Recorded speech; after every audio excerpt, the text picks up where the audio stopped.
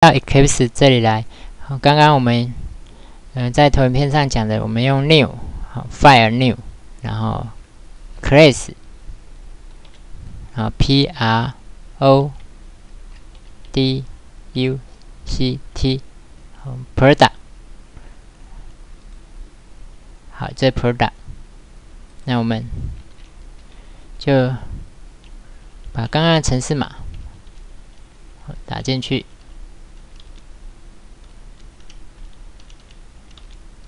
好，这就是刚刚的这个程式码。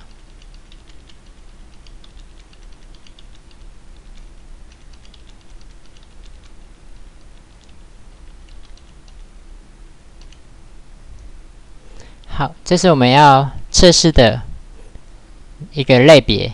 然后我们要撰写驱动程式，就是测试 File New JUnit Test Case。好，这 Product Test。那我们要在 Setup 跟 Teardown 这里打勾。好，它就会产生一个框架，好 ，Before、After 跟 Test。那我们要填这个 Setup、Teardown 跟 Test。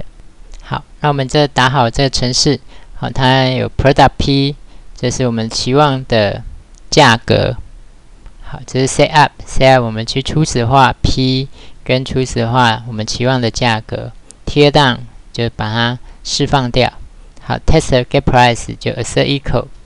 好，这时候我们就用这有一个 run， 好 run as， 好，它就会全部都是绿色的，绿色就等于是通过，好，这样就完成我们单元测试。